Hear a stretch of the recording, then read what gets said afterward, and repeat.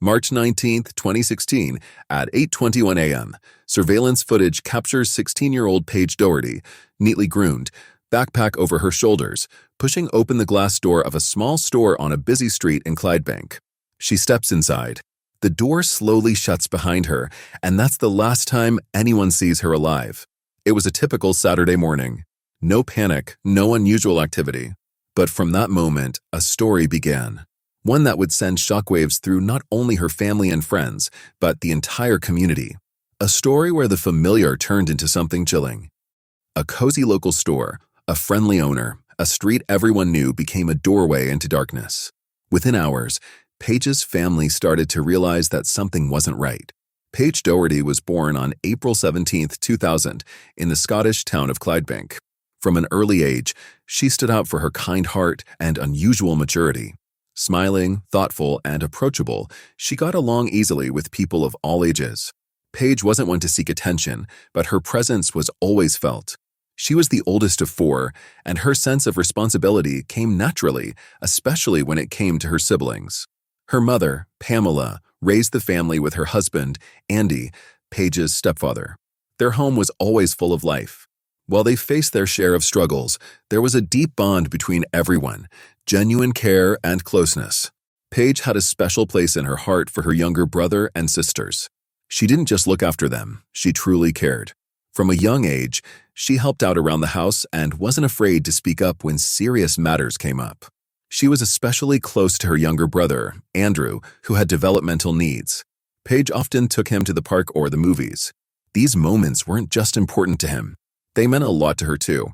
From early on, Paige knew what she wanted to do with her life. She dreamed of becoming a hairstylist and beauty expert. She was always drawn to the world of fashion and personal style. She loved doing makeup and hair, experimenting with looks, and staying up to date with trends. By 16, she was focused and clear on her goals. When she got the chance to work Saturdays at a local salon, she took it seriously. It wasn't just a side job, it was the beginning of her future. Her coworkers described her as punctual, respectful, and eager to learn. Paige also had a vibrant social life. Her social media was full of pictures with friends and cheerful clips where she laughed, joked, and showed off her beauty skills. She had lots of acquaintances, but her closest friend was Lauren. They spent a lot of time together, sleepovers, heart-to-heart talks, sharing secrets and dreaming about the future. One more key person in Paige's life was her boyfriend, Dylan. Their relationship was young, but real, filled with care and warmth. They texted often, called every day, and talked about everything. Paige trusted him. He knew what was going on in her life, and according to those who knew them, he really cared. Being apart even for one day was hard for both of them. Paige's life was simple, but it had real meaning. She often told those closest to her that she had big dreams, but she never planned on leaving her hometown. Her vision of success wasn't about escape. It was about building a life in the place where she grew up. Her actions reflected real purpose. She worked, studied, helped others, and showed care, not because she had to, but because it felt like the right thing to do. At first glance, John Leathem seemed like a typical member of the stable and respected middle class in the Clydebank community. At 32 years old, he was a local business owner, married, and raising a young daughter. His wife, Kasia, was originally from Poland. From the outside, their life looked quiet and comfortable. A modest home near his workplace, a steady routine, caring for their daughter, going for walks, it all gave off an image of reliability. John was well known in the neighborhood and maintained the image of a polite and composed man. He ran a small storefront called Deli, a combination of a corner store, mini cafe, and deli counter. It sat on a busy street, not far from residential areas and a bus stop. Locals, students, and workers from nearby streets were frequent visitors. John often worked the counter himself, chatting with customers, many of whom he knew by face. His demeanor was friendly, he rarely showed irritation, and never outwardly acted in a disrespectful way. Those who stopped by his shop regularly didn't notice anything off. He came across as quiet, neat, maybe a little reserved, but nothing that raised concern. His business reputation was solid. The store was clean, well-stocked, and consistently open. No one had anything bad to say about him, and he wasn't linked to any drama or controversy, at least not until March 2016. But behind the image of a dependable family man, There were facts that most people didn't know. John had a twin brother named George Leathem. Their relationship wasn't widely known. And unlike John, George had a criminal past. In February 2003, when he was just 19, George was convicted of a serious offense. He ambushed a woman, dragged her into the bushes, and carried out an assault with intent. He received a 3-year suspended sentence, was ordered to complete community service, and was placed on the offender registry. Years went by, but George's behavior didn't improve. In February 2016, just days before a court hearing, he was involved in another incident. He showed up drunk near a gas station, armed with a knife and metal batons, and began shouting threats at passersby. Soon after, he was back in custody. His life remained chaotic and dangerous.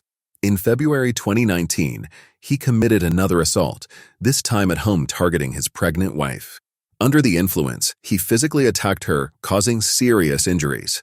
He was later sentenced to 9 months in prison. John, on the other hand, had never been charged with any crimes. His record was clean. No complaints, no police reports, nothing in the system. That allowed him to maintain a flawless public image for years. But as investigators began to unravel the current case, a very different picture began to emerge, not of a calm and reliable businessman, but of someone capable of sudden uncontrollable aggression.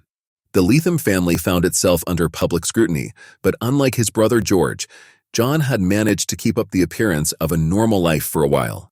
His wife, Kasia, never noticed anything that seemed alarming or out of place. So the image of family man and shop owner turned out to be just that, an image. The Leathem family history was complex, tangled, and unsettling, but few knew the full story. And it was this very contrast between a calm exterior and a hidden tension that ultimately led to a tragedy that shook all of Clydebank. On the evening of March 18, 2016, Paige Doherty was staying over at her best friend Lauren's house. It was a typical sleepover, something they did often. The two girls would spend those nights talking about life, sharing personal stories, trying out new makeup looks, experimenting with hairstyles. Even at her age, Paige was already very organized. She knew she had to be at work early the next morning, so she set her alarm in advance to make sure she got up in time and didn't miss her bus. The next morning, March 19th, Paige got up as planned without any fuss. She got dressed, said goodbye to Lauren, and left to walk to the bus stop. It was her usual Saturday routine. She started walking the familiar route. Normally, she would stop at the same store each time. Its owner, Ashi Ahmed, had known Paige since she was little. She often popped in to grab a sandwich or a drink before work. But that day, something changed. As she passed Ashi's shop, she simply waved at him without going inside and kept walking down the street. Just a few yards from that usual spot stood John Leatham's store. That morning, Paige chose to stop there instead. At exactly 8:21 a.m., surveillance cameras recorded Paige approaching the deli and stepping inside. That was the last time anyone saw her alive. From that moment, she completely disappeared from everyone's view. When Paige didn't show up at the salon for her shift, alarm bells rang immediately. Her coworkers knew she took her responsibilities seriously. She never ran late or missed a shift without notice. Her phone was turned off. The team at the salon tried calling her but couldn't get through. They contacted her mother, Pamela, to let her know. Worry quickly turned into fear.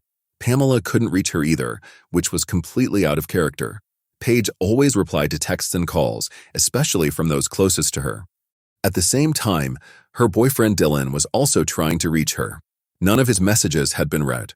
Growing increasingly concerned, he called the salon to check if she'd arrived. When he found out that Paige hadn't shown up and no one had heard from her, his concern turned into panic. Dylan and Pamela both began checking Paige's social media accounts. She was always active online, posting updates, replying to friends, sharing photos. But that day, there was nothing. No updates, no posts, no replies. The silence online only deepened their fear. This wasn't just unusual for her, it was unheard of. Hours went by. Still no word. It became clear that this wasn't just a case of running late or a minor misunderstanding. Her family and friends knew by then that something serious had happened. Pamela contacted law enforcement right away. Given the circumstances and everything they knew about Paige, authorities treated the situation as a high-risk disappearance from the start. Unlike in many team cases, the idea that she had run away wasn't even considered. The first phase of the search began. Family, Friends, salon coworkers, and even neighbors joined efforts, calling everyone they knew, printing flyers, looking for any possible clue. But at this stage, not a single lead came through. Paige had vanished in a matter of minutes. No one could have known that a simple decision to stop by a corner deli would turn out to be life-altering. Meanwhile, law enforcement worked in parallel, conducting interviews. They mapped out Paige's likely path from Lauren's house to the bus stop and tried to determine who might have seen her that morning. Shop owners along the way were questioned, and surveillance footage from nearby businesses was reviewed. Any deviation from her usual route drew attention. A day passed, but there was still no new information. The lack of witnesses, signs, or physical evidence only made the situation more tense. The only solid window investigators had was that brief period when Paige was walking down the street and entered one of the stores. That's when attention began shifting toward the businesses along her path. No one yet suspected that the trail gave up hope of finding her alive. But on the morning of March 21st, 2016, that hope was shattered. Her body was discovered by two people walking along an overgrown roadside area, about a mile from the bus stop she'd been heading toward that Saturday morning. The location was hard to access. Thick brush rarely traveled. That explained why her body hadn't been found sooner. The two passers-by spotted a suspicious-looking black bag on the ground. When they moved closer, they realized there was a body inside. Law enforcement arrived quickly and secured the area. Even during the initial inspection, it was clear the girl had died from multiple knife wounds. Later findings would reveal just how brutal the attack had been. Forensic examiners counted 146 sharp force injuries on Paige's body. 61 of those were direct stab wounds. The rest were consistent with defensive injuries sustained during a struggle. Her arms and forearms showed the heaviest damage, proof that Paige fought back with everything she had. She was barely 5 feet tall, but she fought for her life. Some of the injuries to her head and neck were especially targeted and repetitive. One deep slash to the neck had severed the carotid artery, causing massive bleeding. According to experts, this was the fatal wound.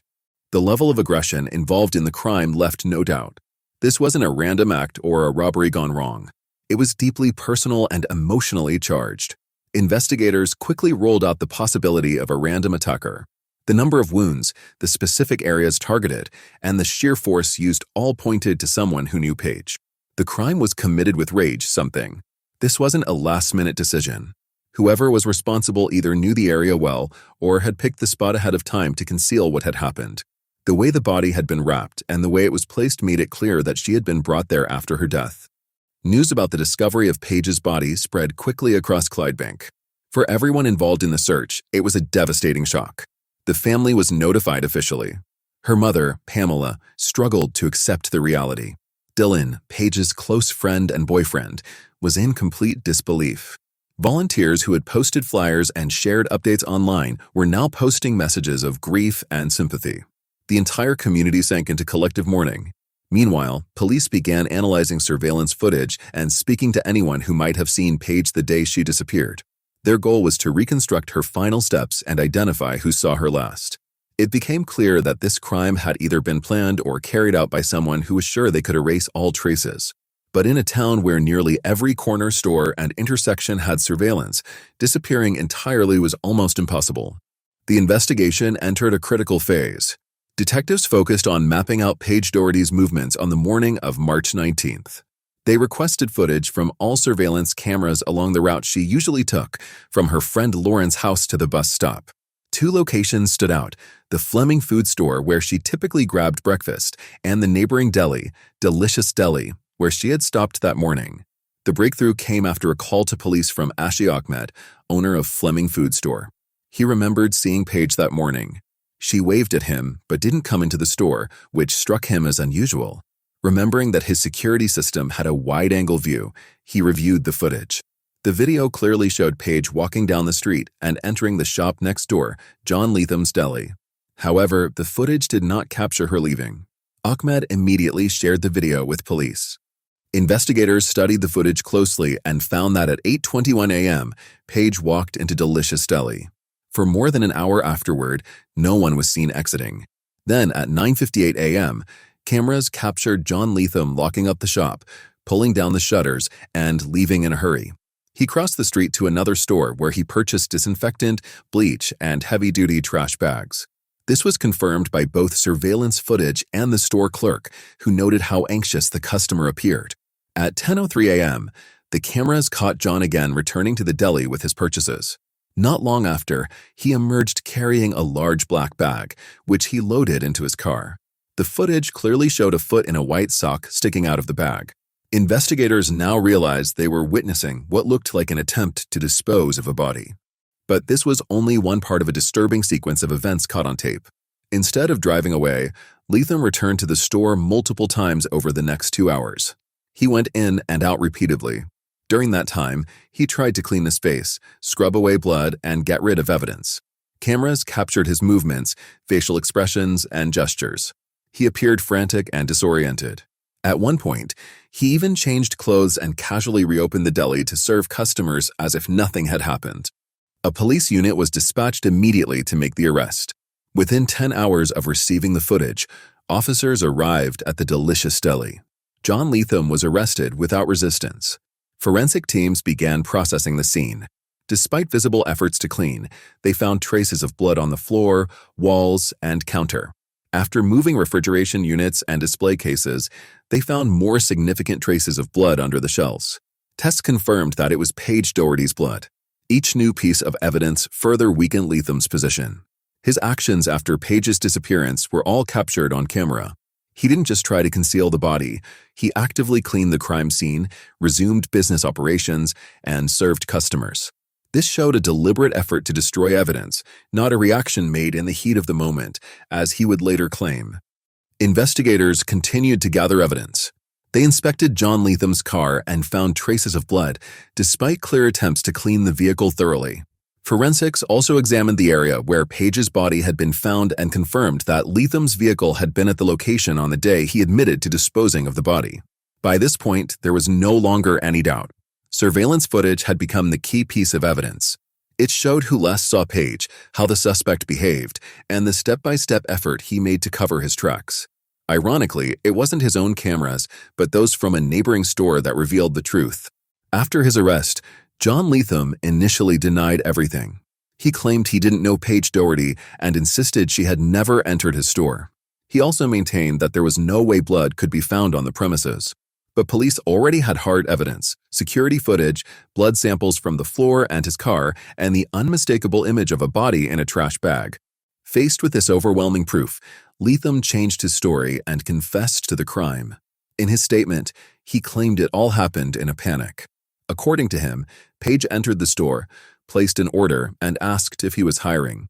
He said he asked her age, and when she said 15, he declined. He then alleged that Paige threatened to accuse him of inappropriate behavior if he didn't give her the job. He claimed he panicked, fearing he'd be falsely accused, haunted by his brother's criminal history, and grabbed a knife. Leathem described the moment as a sudden conflict. He claimed Paige started yelling, and he struck her in an attempt to make her stop.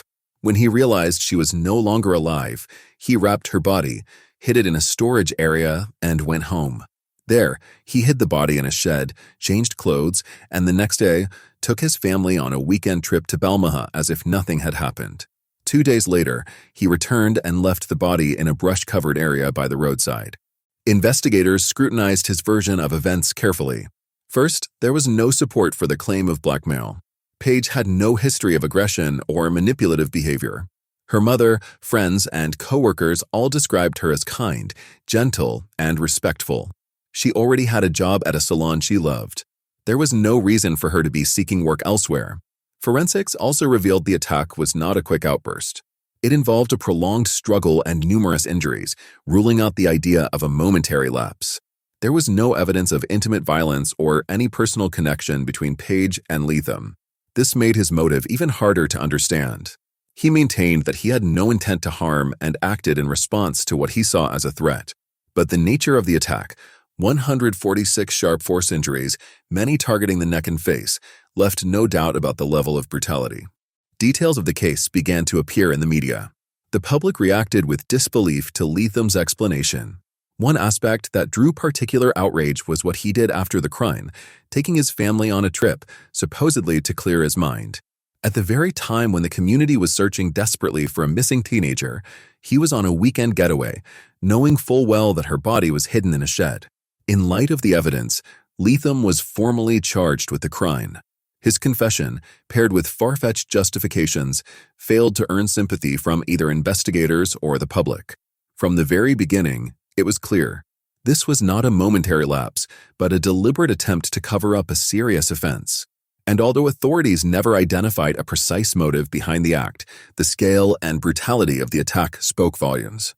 As soon as John Leathem's name became known to the public, attention quickly turned not just to him, but to those around him. In particular, people began focusing on his twin brother, George Leathem. George's criminal history became widely known only after the case surrounding Paige Doherty's death was revealed. That's when questions began to emerge. How much of John's behavior might have been influenced by family dynamics? During questioning, John himself referenced his brother, saying he panicked because he didn't want to end up like George. He claimed he feared being accused of misconduct and couldn't bear the stigma associated with that.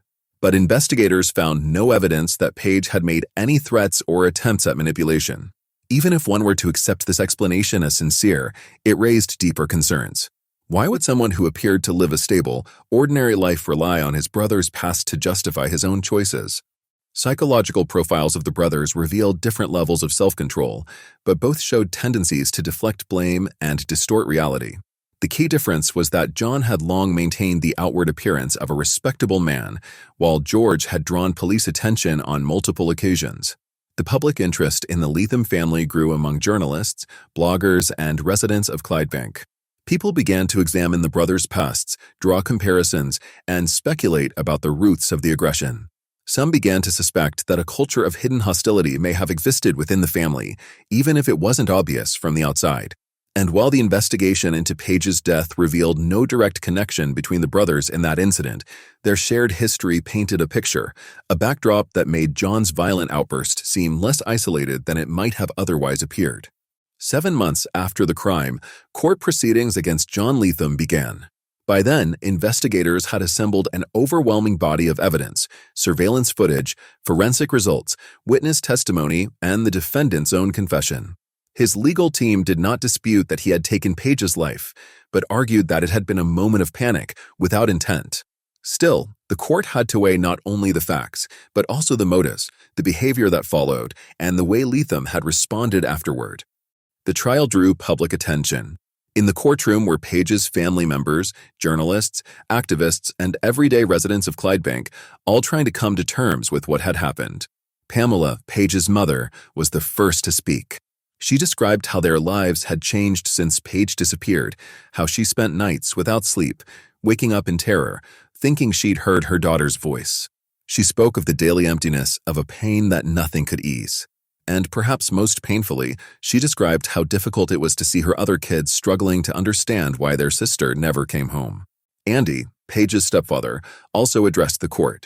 He spoke about how the tragedy affected Paige's younger brother, Andrew, the sister he used to walk with and watch cartoons with had suddenly disappeared.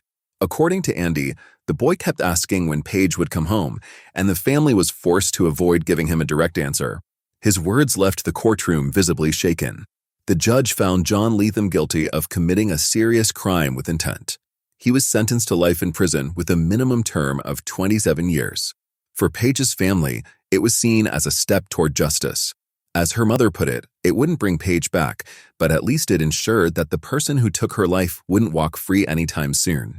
The court emphasized the brutality of the crime and Leathem's efforts to conceal it, dismissing any notion that this was an emotional breakdown or a moment of panic. Despite the overwhelming evidence and public reaction, Leathem's defense team filed an appeal, arguing the sentence was too harsh. Their claim was based on the fact that Leathem had no prior criminal record, had a family, a young daughter, and had been regarded as a respected member of the community. They insisted the crime wasn't premeditated and that Leathem had shown remorse. The appeal court reviewed the case and reduced the minimum term from 27 to 23 years. The judge cited a lack of evidence for pre-planning and the fact that Leathem had confessed. The decision triggered strong backlash from the public. For many, it felt like rewarding a criminal. Paige's relatives said publicly they considered the reduction an insult, not just to them, but to Paige's memory. Leathem's actions after the crime, cleaning the scene, hiding the body, trying to resume work as if nothing had happened, showed no real remorse. John Leathem himself remained composed during the hearings. He never looked directly at Paige's family or addressed them. His demeanor was flat, emotionless, leaving the impression that he had distanced himself from the reality of what he had done. Observers noted that he didn't show any recognition of the damage he had caused. He never apologized, never expressed sympathy, not to Pamela, not to Andy, not to anyone close to Paige. That only reinforced the feeling that reducing his sentence was a mistake. The final ruling left a bitter aftertaste. On one hand, the offender was behind bars. On the other, knowing that he could be released in just over 2 decades sparked discomfort for many. But the most important outcome was that the crime received a formal legal judgment, and Paige's family had the opportunity to speak publicly and share the pain they had endured. The court answered the question of who, but the question of why remained unanswered. The case impacted everyone who knew Paige. Authorities arranged protection for Leatham's wife, Kasia, after she became a target of verbal and physical attacks during prison visits. She was harassed and assaulted until she eventually fled to Poland with her daughter. The Leathem family faced public condemnation. John's brother, George, continued to engage in criminal behavior, threatening people with weapons, physically assaulting his wife. The family's darker history began to surface. Pamela, Paige's mother, started a foundation to support families affected by violent loss. She later gave birth to a daughter and named her Penny Paige. The grief never left, but the family tried to keep moving forward. Clydebank has not forgotten Paige. Memorial walks were held in her honor. People wore pink, released balloons into the sky. Her funeral drew a large crowd, with the casket carried in a horse-drawn carriage. On what would have been her birthday, friends threw a party, the one she never got to attend. Paige became more than just a victim.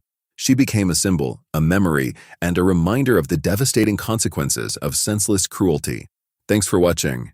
Your support means a lot to me, and you can help my channel grow by hitting that like button, dropping a comment, and sharing this video. See you soon.